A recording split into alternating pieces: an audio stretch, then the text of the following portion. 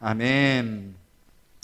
예, 저희가 지난 달까지는요, 로마서 말씀을 같이 살펴봤습니다. 그 로마서 말씀을 통해서 복음이란 무엇이고 복음으로 살아가는 삶은 무엇인가를 살펴봤었죠. 근데 이제 오늘은 저희가 이제 예레미야 말씀을 살펴봅니다. 참고로 저희들 살펴보는 이 말씀은 저희가 이제 큐티를 하고 있는 매일 성경이라는 책이 있는데 그 책의 순서를 따라갑니다. 아직 큐티가 뭔지 모릅니다. 매일 성경이 무슨 책입니까? 하시는 분들은 조금만 기다려 주시면 저희들이 같이 또 그 책을 같이 살펴보고 또 큐티하는 법도 같이 나누고 또 그렇게 하는 시간을 저희들이 차차 갖도록 하겠습니다.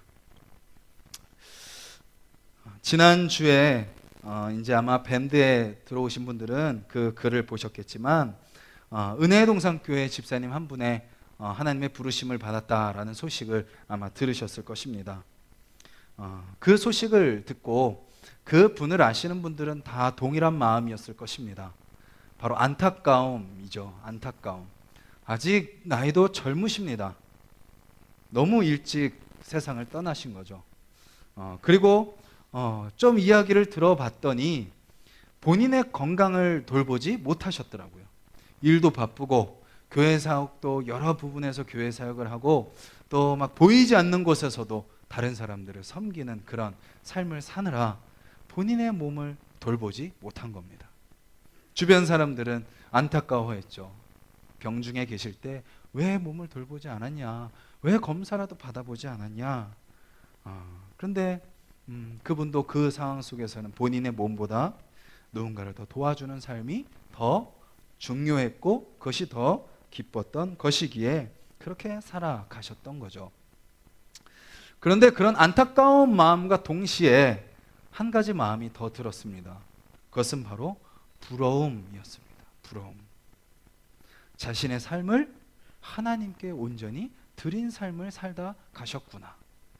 비록 인간의 눈에 보기에는 너무 안타깝고 너무 아쉽지만 그 삶이 정말 주님 앞에 정말 활활 타올려 번제로 드려졌구나.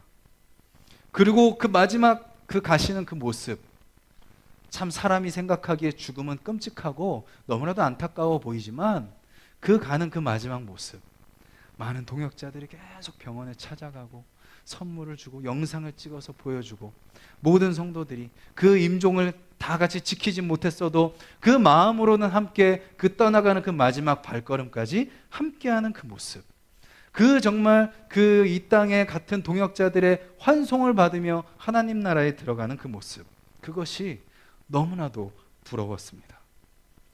어떤 삶이 의미 있는 삶일까요? 어떤 삶을 여러분들은 살기를 바라십니까?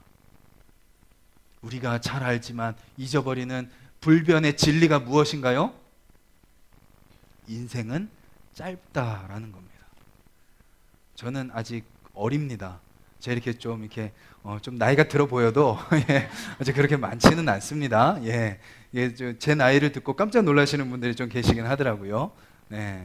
근데 저도 100세 시대, 120세 시대 그렇게 이야기하지만 언제 주님이 부르실지 모르죠. 말씀대로 살기에도 우리 인생이 짧고요. 섬기면서 살기에도 우리 인생은 짧습니다.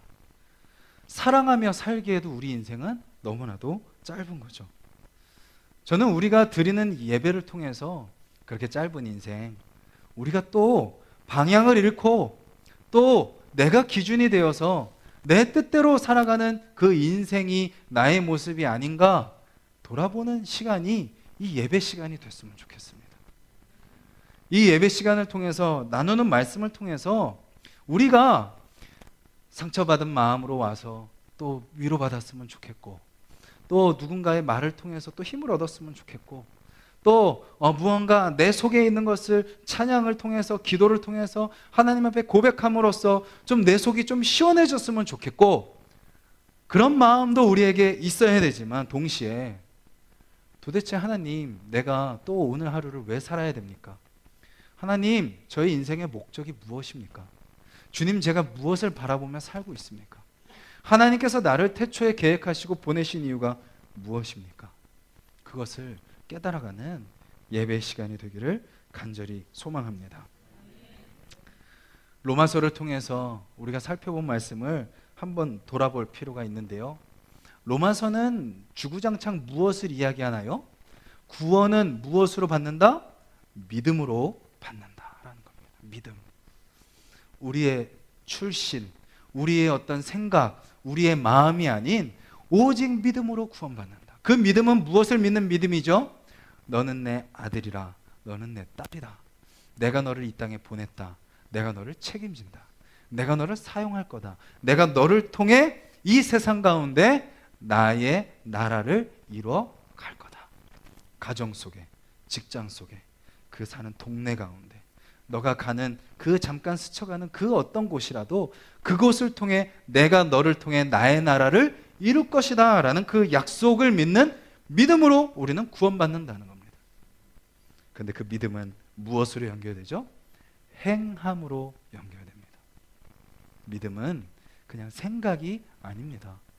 믿음은 그냥 내가 이제 하나님 백성이니까 됐어 라고 끝나는 것이 아닙니다. 온전히 믿는 사람은 온전히 말씀대로 살 수밖에 없습니다. 그래서 로마서 뒷부분에 무엇을 이야기하죠? 너의 몸을 드려라. 말씀 읽고 기도하고 교회에 모여서 찬양하고 이러다가 일주일 돌아가서는 세상의 방법대로 똑같이 살아가는 것이 아니라 어디서 몸을 드리라고요? 세상에서. 교회에서는 조금만 드리십시오. 교회에서는 너무 이렇게 막 불태우려고 하지 마십시오. 그리고 세상 돌아가서 그냥 힘 다 빠진 채로 살아가지 마십시오. 물론 가장 좋은 거는 교회에서도 불태우고 세상 속에서도 불태우는 게 가장 좋지만 어디에 우선순위를 두셔야 돼요? 세상에서 불태우셔야 돼요. 교회에서는 그냥 하나님이 인도하시고 또 조금 더 먼저 섬김을 받은 사람들이 그 받은 섬김으로 여러분들에게 나눠줄 때 또 때로는 그 정도로 만족하시고 또 여러분도 그 은혜를 경험했다면 그것을 또 흘려보내는 여러분들이 있는 모습 그대로만 흘려보내시고 세상 속에서 우리가 정말 우리의 몸을 들여서 살아가는 삶을 살라. 이것이 바로 구원받은 자의 삶인 거죠. 그리고 또 어떻게 하라고요? 서로의 다름을 인정해라. 상대방이 나에게 악을 행한다고 해서 똑같이 악으로 행하지 말고 너는 선으로 그 악을 이겨라. 내가 더 강하게 때리고 내가 더 센 말을 해가지고 상대방의 길을 확 죽여놓는 것이 아니라 정반대의 모습으로 이 제자가 나를 팔 것을 알매도 불구하고 그 앞에 무릎을 꿇고 그 발을 씻겨주시는 예수님의 모습, 그것이 선으로 악을 이기는 모습인 거죠. 그래서 뒷부분은 이렇게 이야기합니다. 서로를 비판하지 말아라. 서로를 넘어지게 하지 말아라. 그리고 결국은 서로를 기쁘게 해라. 이것이 바로 믿음으로 살아가는 삶, 믿음으로 살아가는 공동체의 모습이라는 겁니다. 그러면 예레미야는 신약에서 바울은 로마서에서 그렇게 얘기했다면 구약 성경 좀 이렇게 좀 생소한 예레미야, 좀 이렇게 읽으면 좀 어려울 것 같은 이 예레미야서는 하나님은 예레미야를 통해서는 우리에게 무엇을 말씀하실까? 3절을 다시 한번 읽어보도록 하겠습니다. 22장 3절 같이 읽겠습니다. 시작. 여호와께서 이와 같이 말씀하시되 너희가 정의와 공의를 행하여 탈취당한 자를 압박하는 자의 손에서 건지고 이방인과 고아와 과부를 압제하거나 학대하지 말며 이곳에서 무지한 피를 흘리지 말라. 아멘. 자, 신약 시대 예수님이 오시고 나서 그 신약의 그 로마서에 주어졌던 그 말씀과 예수님 오시기 한참 전에 선지자를 통해서 하시는 하나님의 말씀이 어떻게 다른가요? 아니면 비슷한가요? 다르지 않습니다. 비슷하죠. 무엇을 이야기하나요? 첫 번째는 정의와 공의를 행하라. 정의와 공의를 행하라. 두 번째는 탈취당한 자를 건지라. 세 번째는 연약한 자를 학대하지 말아라. 네 번째는 무죄한 자의 피를 흘리지 말아라. 예레미야 7장으로 한번 가보시겠어요? 예레미야 7장. 예레미야 7장, 구약성경 1061페이지 7장 1절부터 7절까지 말씀입니다. 우리 같이 한번 한 목소리로 읽겠습니다. 예레미야 7장 1절부터 7절입니다. 시작. 여호와께로부터 예레미야에게 말씀이 임하니라. 이르시되 너는 여호와의 집 문에 서서 이 말을 선포하여 이르기를 여호와께 예배하러 이 문으로 들어가는 유다 사람들아, 여호와의 말씀을 들으라. 만군의 여호와 이스라엘의 하나님께서 이와 같이 말씀하시되 너희 길과 행위를 바르게 하라. 그리하면 내가 너희로 이곳에 살게 하리라. 너희는 이것이 여호와의 성전이라, 여호와의 성전이라, 여호와의 성전이라 하는 거짓말을 믿지 말라. 너희가 만일 길과 행위를 참으로 바르게 하여 이웃들 사이에 정의를 행하며 이방인과 고아와 과부를 압제하지 아니하며 무죄한 자의 피를 이곳에서 흘리지 아니하며 다른 신들 뒤를 따라 화를 자초하지 아니하면 내가 너희를 이곳에 살게 하리니 곧 너희 조상에게 영원 무궁토록 준 땅에니라. 아멘. 하나님은 선지자를 세우십니다. 그리고 우리에게 말씀을 주시죠. 그것을 통해서 우리에게 무엇을 끊임없이 이야기하나요? 다른 얘기들, 다양한 주제를 이야기하지 않으십니다. 한 가지 주제로 이야기를 쭉 끌어가시는 거죠. 그 내용이 무엇일까요? 첫 번째, 정의와 공의를 행하라. 이것은 무슨 뜻인가요? 우리의 인생에 있어서, 공동체에 있어서, 각자의 삶에 있어서 기준이 무엇이다라는 건가요? 하나님의 말씀이 그 인생의 기준이다라는 겁니다. 여러분들의 인생의 기준이 정말 말씀이십니까? 그것은 우리의 언어 습관을 보면 알 수 있어요. 그리고 우리의 행동을 보면 알 수 있습니다. 내가 내 입술에서 어떤 말들이 나오는가? 내 행동 속에 어떤 행동들이 나오는가? 그리고 더 중요한 것은 관계 속에서 알 수 있습니다. 나의 모습이 다른 사람과 그 맺는 관계 속에서 어떤 모습으로 드러나는가? 말씀이 기준인 사람은 어떤 삶을 살아갈 수밖에 없어요? 성경이 요구하는 것처럼 정의로운 삶을 추구할 수밖에 없습니다. 세상에 수많은 방법들이 있습니다. 인간과 인간 사이에 수많은 그런 관례들이 있죠. 우리가 살아가는 세상의 가치들이 있습니다. 세상의 방식들이 있을 것입니다. 하지만 하나님의 말씀이 그 인생의 기준인 사람은 그런 것들보다 말씀이 우리에게 알려주는 대로 순종하며 살아가게 되는 거죠. 말씀은 우리에게 요청합니다. 아니, 말씀은 우리에게 명령합니다. 네가 가지고 있는 너의 생각을, 너가 품고 있는 너의 마음을, 네가 내뱉고 있는 너의 말을, 네가 하고 있는 너의 행동을 다 내려놓아라. 너 인생의 진짜 기준이 무엇인지 다시 한번 생각해라. 그 기준을 붙들어라. 그렇다면요, 우리는 이 예배 가운데 집중해야 합니다. 찬양 가운데 우리의 온 마음을 다해 찬양을 드려야 됩니다. 그 찬양은요, 예배 시작하기 전에 분위기를 푸는 시간이 절대로 아닙니다. 그 찬양은 누가 받으세요? 분위기를 띄우는 것이 아니라 하나님이 받으시는 찬양입니다. 우리가 찬양 가운데 드리는 기도는 하나님께 드리는 우리의 고백입니다. 제가 사실은 일부러 기도를 많이 합니다.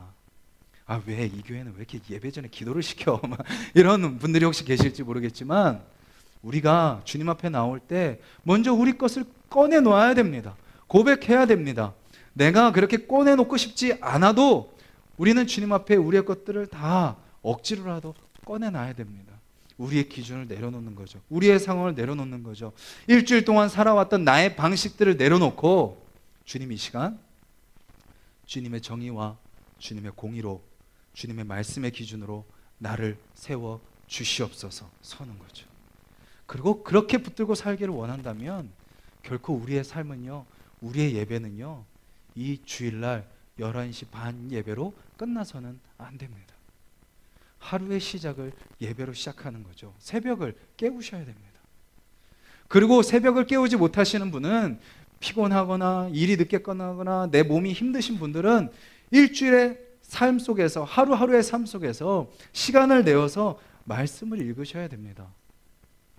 주일날 우리가 이렇게 백성을 향한 하나님의 마음이라는 제목을 듣지만 밥 먹으면 잊어버립니다. 주일 밥 먹으면 잊어버립니다. 예, 금방 말씀은 우리 가운데 사라집니다. 그런데 우리 깊은 곳에 남아있죠.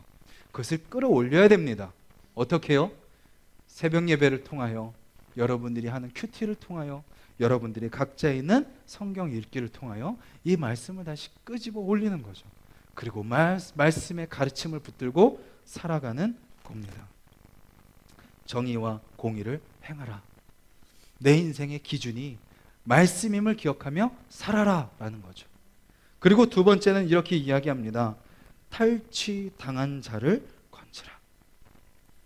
무슨 말이에요? 우리는 내가 건진받으려고 아둥바둥합니다. 저희 인생만 놓고 봐도요, 관계 속에서, 저희 연약함 속에서, 이 세상 살아가는데 많은 부분에서 너무나도 얼마나 많은 구덩이 속에 빠지는지 모릅니다. 그 속에서 제가 바라는 것은 어떻게 하면 내가 여기서 건짐을 받을까, 그 생각 가운데 일주일을 살아가죠. 근데 말씀은 우리에게 무엇을 요구하세요? 건져라 라고 요청합니다. 네가 건져라. 내가 건질 수 없는데요, 나도 힘든데요, 나도 구덩이 속에 빠져 있는데요. 이것이 우리의 모습이죠. 근데 주님이 우리에게 건지라 라고 말씀하시는 이유가 뭔가요? 왜 건지라고 이야기하시나요? 우리는 어디 있기 때문이에요? 우리는 나는 스스로는 저 구덩이 속에 박혀 있다고 생각하지만, 나는 지금 내 힘으로 빨리 이 문제를 내가 스스로 해결해야 된다고 생각하는 그런 상황 가운데 빠져 있지만, 주님은 우리를 그렇게 보지 않으신다는 겁니다. 이미 내가 너를 건졌어. 이미 너는 구덩이 밖에 있어. 이미 너는 내 사랑 안에 있어. 너는 그렇게 너 스스로 좌절하고 낭망하고 너의 힘으로 그 문제를 해결하려고 발버둥 치지 않아도 돼 라고 하나님 우리에게 말씀하시는 거죠. 그래서 믿음으로 한번 순종해 보십시오. 나도 구덩이 속에 있는 것 같지만 내가 가지고 있는 작은 거 가지고 다른 사람에게 한번 손을 내밀어 보십시오. 그러면 아무것도 할 수 없었던 것 같은 나의 삶을 통하여 하나님이 그 영혼을 건지는 것을 경험하게 될 줄 믿습니다. 우리가 준비돼야 된다고 생각하지만 이미 주님은 우리를 건져주셨습니다. 그리고 우리가 누군가를 건지지 못하는 이유는 무엇입니까? 그 신앙이, 그 은혜가, 그 건짐받았다는 사실이 머리에만 머물러 있기 때문입니다. 그것이 내 삶을 잡지 못하기 때문이죠. 내 삶을 사로잡지 못했으니까, 하나님이 건짐받았다는 그 은혜가 내 안에 가득 채워져 있지 않으니까 확신이 서지 않는 거죠. 나도 지금 흔들리는데 내가 지금 누구를 건지겠어? 나도 지금 불안한데 누구를 건지겠어? 내 머리로, 내 생각으로, 내 모습을 판단하는 거죠. 그런데 우리가 로마서에서 계속 살펴봤던 것처럼 우리 힘으로 준비되는 날은 죽어도 오지 않습니다. 우리 힘으로 할 수 있는 날은 죽어도 오지 않습니다. 오직 은혜로 건짐받는 거죠. 그리고 은혜로 건짐받았음을 믿는 거죠. 이 예배 가운데 부름받았다면, 믿음의 사람들과 교제하게 하신다면, 나는 작고 연약하지만 하나님은 우리를 그런 자로 선택하셨고 그런 자로 우리를 만들어 가시는 겁니다. 우리 하나숲 동산교회가 그렇게 건지는 교회가 되었으면 좋겠습니다. 우리가 힘이 있어서가 아니라 나도 건짐받았기 때문에, 나도 하나님이 건지시는 그 은혜가 없으면 안 되는 자임을 알기 때문에 그 은혜로, 그 은혜의 힘으로 우리도 다른 사람에게 가서 그 손을 잡아주는 교회가 되기를 간절히 소망합니다. 그런데 우리는 어떻게 하나요? 건지기보다 빠뜨립니다. 그렇죠? 그렇지 않나요? 일주일 동안 어떻게 사셨나요? 열심히 건지셨나요? 아니면 밀어 넣으셨나요? 구덩이로. 이렇게 막 적극적으로 하지 않아도 우리는 나도 모르게 생각으로, 우리 마음으로 나도 모르게 무심코 나아가는 말로 우리는 서로를 구덩이에 빠뜨리는 연약한 자들이죠. 그렇기에 우리는 그런 우리의 연약함을 늘 직면하고 고백해야 합니다. 그렇게 연약함을 고백하는 자에게 주님은 다시 우리를 향한 그 크고 놀라우신 그 은혜, 너 스스로는 그렇게 구덩이에 빠질 수밖에 없고 너 스스로는 누군가를 또 구덩이에 빠뜨릴 수밖에 없는 자이지만 내가 너를 건지고 너를 통해 이 세상의 구덩이 속에 있는 자들을 건질 거야 라는 그 말씀을 믿는 믿음을 다시 겸손함 가운데 우리는 회복하게 될 줄 믿습니다. 그리고 이어서 이렇게 말씀하십니다. 그렇게 약한 자를 도와라. 나의 것을 포기하고 약한 자를 배려함으로 그리고 나의 것으로 작은 것이라도 섬기고 베풀어라. 그리고 또 이렇게 말씀하시죠. 무지한 자의 피를 흘리지 말아라. 무지한 자의 피를 흘리는 건 뭐죠? 오해입니다. 오해. 선입견입니다. 편견입니다. 지혜롭지 못한 말들이죠. 지혜롭지 못한 행동입니다. 물론 우리는 다 어리석습니다. 다 부족합니다. 막 열심히 기도하면서 그 선한 그 배운 대로 하려고 하지만 우리는 한순간 무너집니다. 하지만 우리가 그 순간 이렇게 다시 말씀을 통해서 다시 우리 연약함을 다시 깨닫는다면 다시 겸손하게 하루하루를 시작할 때마다 우리의 생각과 우리 행동을 하나님께 맡기는 거죠. 그리고 그 상황과 그 사람을 향해 우리가 가지고 있는 그 모든 오해와 선입견들을 끊임없이 주님 앞에 맡겨드려야 됩니다. 그 사람이 나에게 이런 말을 했을지라도 이런 모습이 나에게 보였을지라도 그것을 가지고 그 상황과 그 사람을 바라보는 것이 아니라 우리는 그저 함께 구덩이 가운데 건진받은 자요 또 내가 구덩이에서 건질 자요 그리고 내가 가지고 있는 자로 도와줄 자임을 기억하며 그런 상황과 사람을 바라보아야 된다라는 것이죠. 그리고 말씀은 이렇게 약속하죠.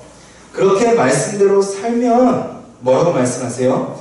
병거와 말을 타고 이 집 문으로 들어오게 되리라.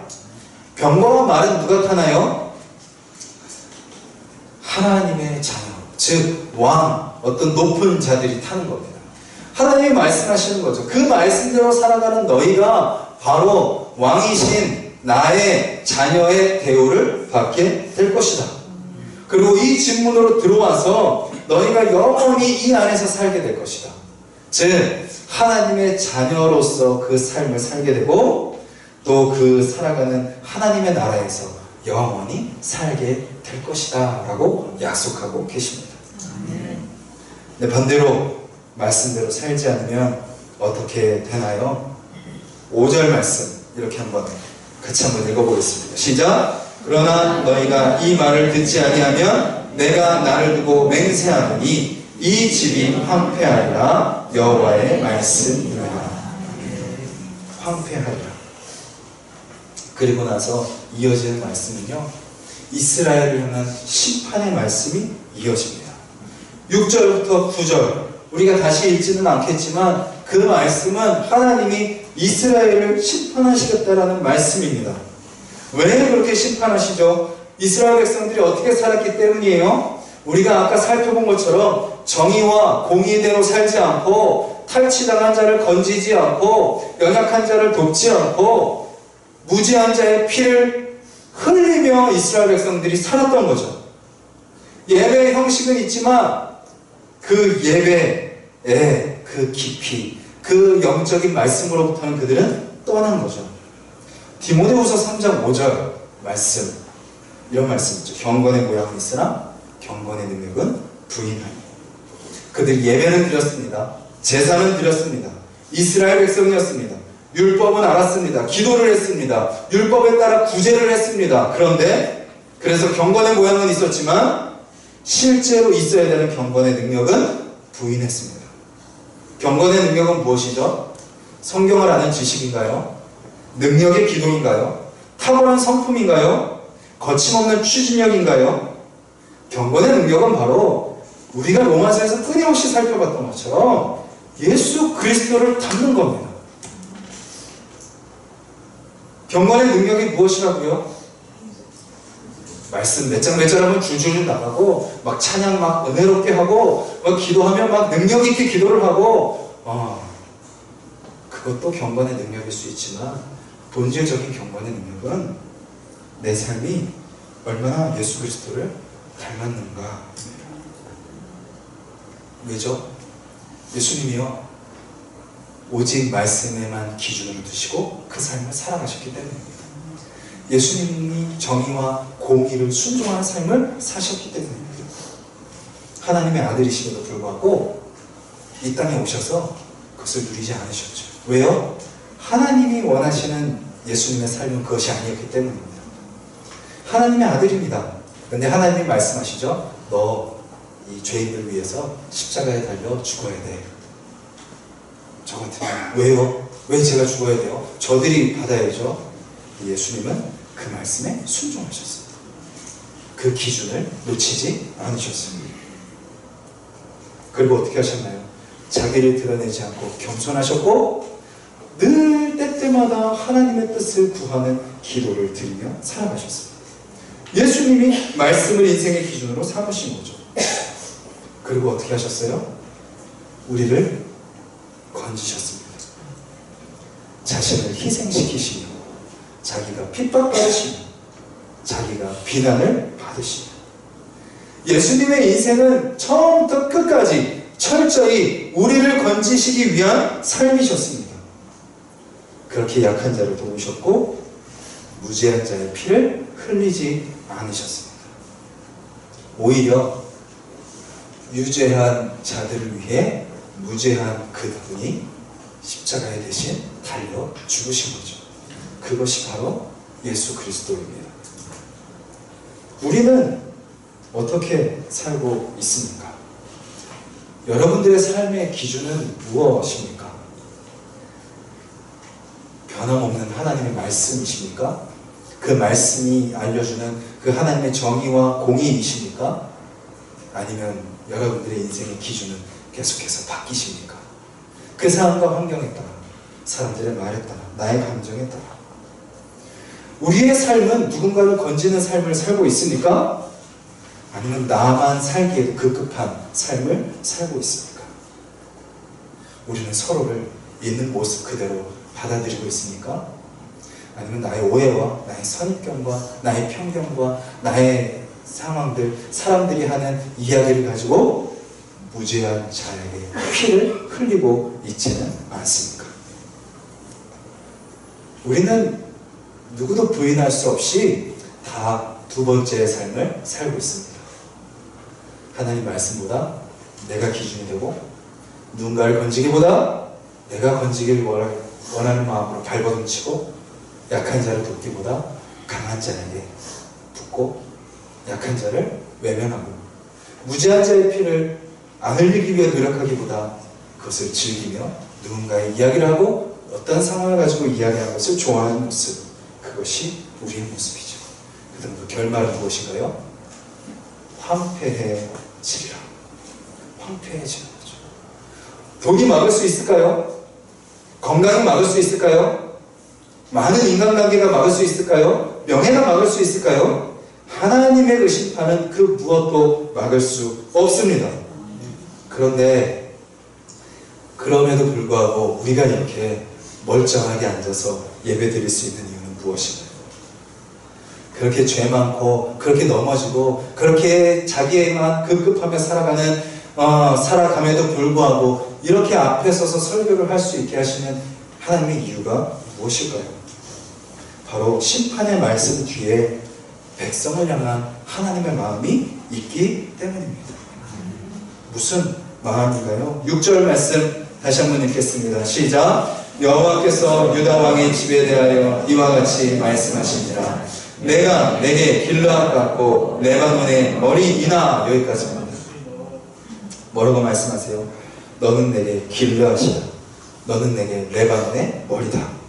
길르앗과 레바논은 무엇이냐면요, 울창한 숲으로 뒤덮인 산악지대입니다. 장엄하고 아름다운 그 모습을 나타내는 곳이죠. 즉 하나님이 보시기에 우리는 어떤 마음으로 보시는 거예요? 그처럼 풍성하고 장엄한 그 무엇과도 비교할 수 없는 아름다운 존재로 우리를 바라보고 계신다는 거죠. 그래서 우리는 무엇을 쫓으며 살아가는 거예요? 그렇게 아름다운 모습으로 아름다운 존재로 하나님의 자녀다운 삶을 살아가는 것이 아니라 이 눈앞에 있는 문제에 사로잡혀 거기에 살아가서 가는 거죠. 누군가의 어떤 상황에 사로잡혀 살아가는 거죠. 세상의 문제에 거기에 매달려 살아가는 거죠. 하나님 나라의 가치를 추구하는 것이 아니라 나를 부르신 하나님의 목적대로 사는 것이 아니라 세상의 가치에 매달려 살아가는 겁니다. 베드로전서 2장 9절의 말씀은 우리에게 끊임없이 이야기합니다. 너는 왕같은 제사장이다. 거룩한 나라다. 하나님의 선택된 백성이다. 세상이 우리를 뭐라고 평가한다 할지라도 하나님은 우리를 세상의 평가대로 바라보지 않으신다는 거죠. 그리고 우리를 어떻게 만들어 가세요? 그런 자로 준비시켜 가십니다. 먼저는 나를 그렇게 만들어 가시는 거죠. 우리 각 사람을 그렇게 만들어 가십니다. 그리고 또 어떻게 하세요? 너를 그렇게 만들어 가십니다. 우리가 섣불리 나를 판단해서는 안 됩니다. 섣불리 너를 판단해서도 안 되죠. 그리고 우리를 그렇게 만들어 가십니다. 우리 마지막으로 우리가 지난번에 살펴봤던 로마서 말씀을 다시 한번 읽어보도록 하겠습니다. 15장입니다. 로마서 15장 5절에서 6절 말씀입니다. 로마서 15장 5절에서 6절 말씀, 신약성경 260페이지 우리 같이 한 목소리로 읽도록 하겠습니다. 시작. 이제 인내와 위로의 하나님이 너희로 그리스도 예수를 본받아 서로 뜻이 같게 하여 주사 한 마음과 한 입으로 하나님 곧 우리 주 예수 그리스도의 아버지께 영광을 돌리게 하려 하노라. 아멘. 우리는 우리의 모습대로 살면 이미 진작에 황폐해지고도 남은 존재입니다. 그런데 그런 우리를 하나님은 마음에 품으시고 내버려 두지 않으시는 거죠. 우리를 인내하시고 우리를 위로하십니다.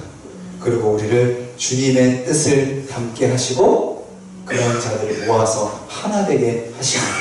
그리고 그런 자들을 통해 어떻게 하세요? 하나님께 영광을 올려드리게 하신다는 것입니다.